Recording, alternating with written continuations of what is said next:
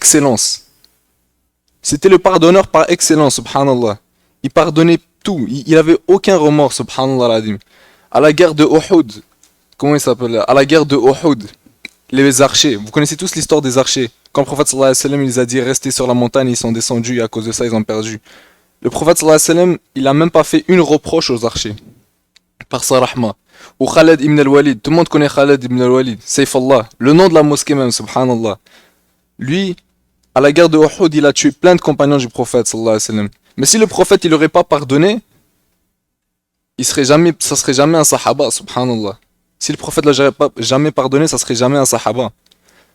Donc, si le prophète sallallahu alayhi wa sallam c'est le pardonneur par excellence, et Allah il nous dit, il nous aime de la manière à laquelle on ressemble au prophète. Comment on est supposé faire, subhanallah? Et si Allah il nous pardonne, parfois nous on fait des péchés qu'Allah nous pardonne. On fait des péchés et l'excellence, subhanallah, Allah il nous pardonne nos péchés. Donc si Allah il pardonne, nous on est qui pour pas pardonner en fait? Si Allah il peut nous pardonner, nous qui on est pour pas pardonner, subhanallah? Il y a deux qualités que le prophète sallallahu alayhi wa sallam il avait et qu'on doit inshallah tous avoir. Et ces deux qualités-là, elles vont nous permettre à pardonner les frères, à ne pas se diviser, ne pas créer de division dans l'islam, subhanallah. Ces deux qualités-là, la première c'est être humble. La première qualité dans ces deux-là, c'est être humble. C'est dire, subhanallah, moi je suis rien en fait. Je suis rien du tout. Et comment tu fais pour être humble? Comment tu peux t'embellir? Déjà, Allah il va nous éduquer à travers des épreuves ou peu importe. Allah il va nous éduquer. Mais pour être humble, il faut se rappeler d'où on vient. Quels étaient nos péchés? D'où on vient, subhanallah? D'où Allah il nous a tirés pour nous ramener maintenant ici? Parce que Wallah il a dit maintenant, subhanallah, vous êtes tous des invités d'Allah. C'est juste par la grâce d'Allah que chacun ici il est venu, subhanallah. C'est Allah qui a mis ce sentiment dans notre cœur d'attachement à la mosquée pour qu'on soit ici. Donc vous êtes tous les invités d'Allah. Mais d'où on vient, subhanallah? D'où on vient? On se rappelle nos péchés et on fait du istighfar. Quand tu fais du istighfar, tu t'essaies de te rappeler d'où tu viens, quels étaient tes péchés. Et tu fais du istighfar sincère. Tu dis astaghfirullah, ya Allah, pardonne-moi, j'étais là. Astaghfirullah. Et tu fais, ça va te rendre humble, ça va t'embellir. Et la deuxième des qualités, c'est que on doit voir le bon côté des choses. On doit voir le khir qu'il y a en chacun. Si maintenant je vous donne tous un verre de lait, on va dire, je le remplis à moitié le verre de lait. Il y a des frères, ils peuvent dire barakallahu fik, qui vont voir le verre de lait à moitié rempli, ils vont être heureux. Et d'autres, ils vont dire ouais, mais ton verre il est à moitié vide. Tu vois? Ils vont être ingrats. On va dire ouais, le verre il est à moitié vide. Tu vois? Tu peux voir les choses de deux côtés. Subhanallah, ça c'est un exemple. Genre, soit à moitié rempli, soit à moitié vide. C'est-à-dire soit tu les vois bien, soit tu les vois mal. Nous, subhanallah, qu'Allah nous pardonne, beaucoup de fois, on regarde ce qui manque chez les gens, tu vois. Le prophète sallallahu alayhi wa sallam, il a dit, patientez sur les défauts des gens, parce qu'il y a des qualités qui les remplacent. Il y a des qualités de ces gens-là qui remplacent leurs défauts. Malgré que la personne a un défaut, on est tous des fils d'Adam, on est tous pécheurs, on a tous des défauts, personne n'est parfait. Le seul homme qui est parfait, c'est le prophète sallallahu alayhi wa sallam. Donc on doit patienter sur nos frères. On doit patienter, malgré que quelqu'un il a fait un défaut, malgré que quelqu'un a fait un péché, malgré que quelqu'un il t'a causé un tort. On le pardonne pour Allah. Tu vois, même nous, on s'est trouvé dans des situations où on a fait peut-être pire que lui, subhanallah. Quel est notre rahma au niveau du cœur? Quel est le souci dans notre cœur? Pour notre ummah, subhanallah. Et on doit avoir ces deux qualités-là, inshallah. Si on n'a pas ça, wallah, la ummah va jamais se former, au fait. On va toujours rester... Ça va même peut-être créer de l'orgueil en nous. Qu'Allah nous préserve contre l'orgueil. Le prophète sallallahu alayhi wa sallam, il dit, celui qui a juste un atome d'orgueil, il ne rentrera pas au paradis. Imagine, le prophète sallallahu alayhi wa sallam, il dit, celui qui a juste un atome d'orgueil, il ne rentrera pas au paradis. Mais inshallah, il faut demander à Allah de purifier notre cœur. Parce que tous nos cœurs, ils sont sales, tu vois. Peu importe en qui nos cœurs, ils sont sales. On doit demander à Allah de purifier nos cœurs. Ça, c'est des maladies du cœur, les frères. Et on demande à Allah de purifier nos cœurs. Et on doit voir, inshallah, les bons côtés des choses. Tu dois voir, c'est pas tout le temps, il faut que tu fasses, il faut que tu fasses. Même avec notre famille, les gens, les amis, c'est pas toujours, ouais, il faut que tu fasses ça, il faut que tu fasses ça, il faut... Regarde le bon côté des choses. Quelqu'un qui vient à la mosquée, subhanallah, c'est tellement grand, wallah al-adim. Allah il dit, celui qui vient à la mosquée témoigner de son iman. Il dit, celui qui vient à la mosquée, il est aimé d'Allah. Pourquoi tu vas dire, ouais, mais il faut que tu fasses ça, il faut que tu portes un qamis, il faut que tu fasses ci, il faut que tu fasses ça. Il faut aller petit à petit. Allah, il aime la douceur. Même parmi ses noms, il y a le latif, il y a le doux, subhanallah. Nous aussi, on doit être doux. Le prophète sallallahu alayhi wa sallam, Allah lui dit, si tu étais dur, si tu avais le cœur dur, les gens, ils t'auraient certes fui. Les gens, ils t'auraient fui, subhanallah. Nous, on est quoi? Comment est la douceur dans notre cœur? comment est la patience. Et c'est comme ça qu'on va s'embellir, on doit prendre les choses sur nous. On doit voir le bon côté des choses, les frères. On doit y aller petit à petit, Inch'Allah. C'est pas dès que tu t'oublies là, dès que tu te repentis vers Allah, du jour au lendemain, ça y est. Tu commences à jeûner, tu commences à prier, tu commences à tarawih, tu vois ce que je veux dire, tu es dans les ibadah, tu lis le Coran 3 heures par jour. Non, ça marche pas comme ça. C'est petit à petit. Ça doit venir naturellement, sinon on va se sentir forcé.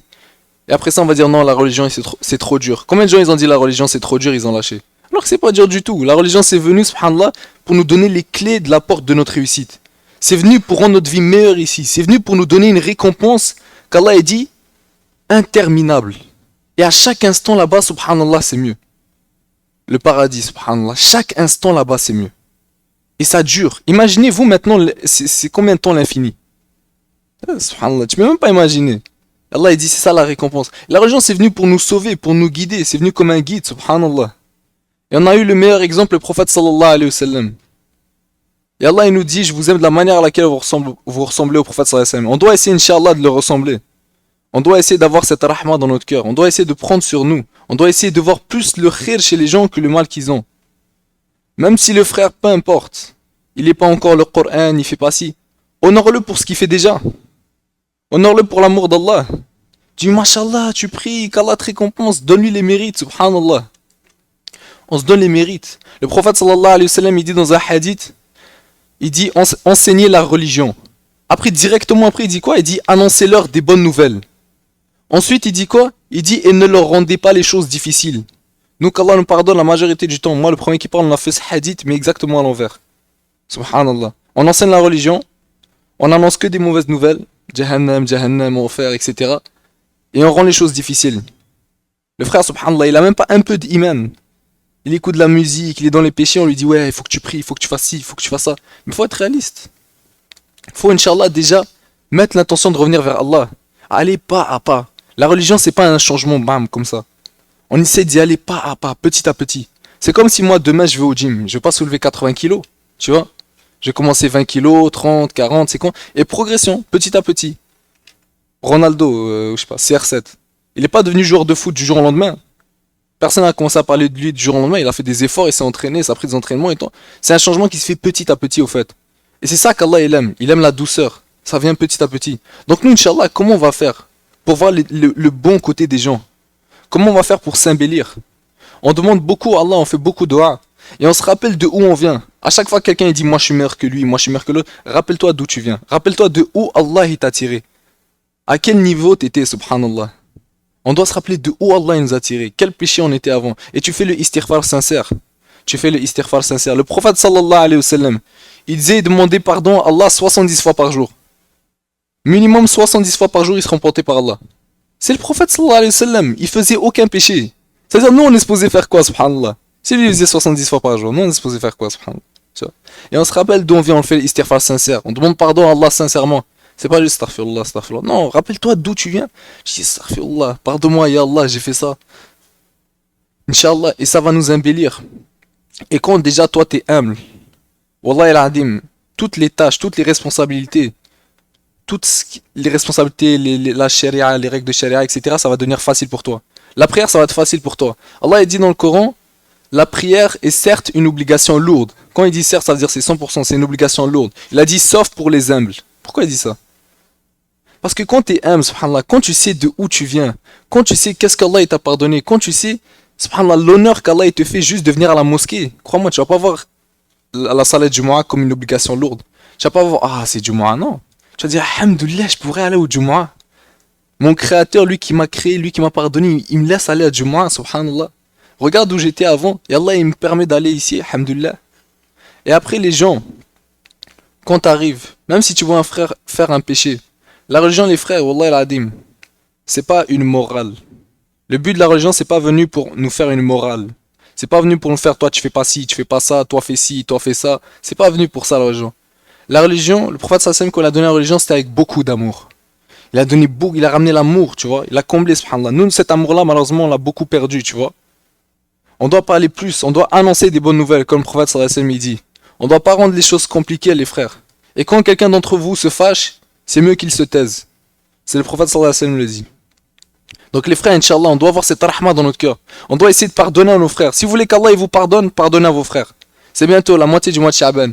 Et Allah il dit dans le Coran, pardonner et oublier. Parce que si tu pardonnes, mais que tu gardes ça dans ta tête à chaque fois, dans ton cœur, en réalité, tu pourras pas pardonner, tu vois. Tu auras toujours cette haine, cette décharge négative. Il m'a fait ci, il m'a fait ça, il m'a fait ci, tu vois. Ça va pas partir, subhanallah. Donc on essaie de pardonner et on oublie. On reprend contact avec les frères avec qui on s'est divisé. La famille, etc. Des musulmans que tu connais. Tu reprends contact. Même, on t'a pas dit redeviens meilleur ami ou quoi que ce soit. Juste tu pardonnes et t'oublies. Tu pardonnes, t'oublies. Et si tu fais ça, les frères, Wallah al-Adim, je vous annonce la bonne nouvelle qu'Allah il va tous vous pardonner, Inch'Allah. La moitié du mois de Sha'ban, Allah il va tous vous pardonner, Inch'Allah, bi'iznillah. Donc les frères, Inch'Allah, on demande à Allah ces deux qualités. On essaye de devenir humble. On essaye de s'embellir. Et dès que tu vois, tu te sens que tu es meilleur que quelqu'un ou quoi que ce soit, tu fais du istighfar, tu te rappelles d'où tu viens. Et avec les frères, les gars, beaucoup de patience. Beaucoup d'amour, Allah. Beaucoup de patience. On essaye de prendre sur nous. Même si un frère il y a un défaut qui ressort ou quoi que ce soit, essaye de voir sa qualité. Honore-le pour ses qualités, les frères. Regardez le bon côté des choses, subhanallah. Regardez le verre à moitié rempli. Inch'Allah. Comme ça, les frères, Wallah al-Adim, la Ummah va se reformer, les frères. Comme ça, les frères, on ressemblera plus au prophète sallallahu alayhi wa sallam. On sera, Inch'Allah, tous à l'image de notre prophète. Et Allah nous pardonnera, les frères, Inch'Allah. Et Allah nous aimera plus, les frères, Inch'Allah. Qu'Allah nous pardonne, les frères. Amin. Qu'Allah nous pardonne, subhanallah. Il est quelle heure? Il dit 15. C'est bon. Bon. Les jeunes. Inch'Allah. Les frères, comme on est le mois de Sha'ban, Inch'Allah, on essaye beaucoup de jeûner. On essaye de jeûner. Le prophète sallallahu alayhi wa sallam, il a dit, au mois de Rajab, c'est là où tu plantes les semences, genre tu mets les graines. Au mois de Sha'ban, c'est là où ils poussent. Et au Ramadan, c'est là où tu les cueillis, subhanallah. On essaie au fait de beaucoup jeûner. Ce mois-là, c'est un mois où on doit revenir vers Allah, où on doit se préparer pour le Ramadan. On doit essayer de se purifier nos péchés, on doit essayer de purifier notre cœur, on doit essayer de se préparer, quoi. Si maintenant je vous dis demain vous avez un match, bon pas demain, dans un mois vous avez un grand match de foot, tu vois. Je sais pas, Real Madrid contre Barça, Classico. Et je te dis, toi tu joues pour le Real. Tu vas bien t'entraîner, tu vois ce que je veux dire, tu vas bien te préparer et tout. Nous c'est la même chose. Là c'est plus grand que Real Madrid que Barça. Là c'est pas un Classico, là c'est Ramadan les frères, Inch'Allah. Donc on essaie de se préparer. On essaie de revenir sur les bonnes habitudes. On essaie de diminuer nos péchés et délaisser nos péchés. On essaie de revenir vers Allah subhanahu wa ta'ala. سبحانك الله وبحمدك نشهد أن لا إله إلا أنت نستغفرك ونتوب إليك وصلي اللهم على سيدنا محمد وعلى آله وأصحابه أجمعين جزاك الله الخير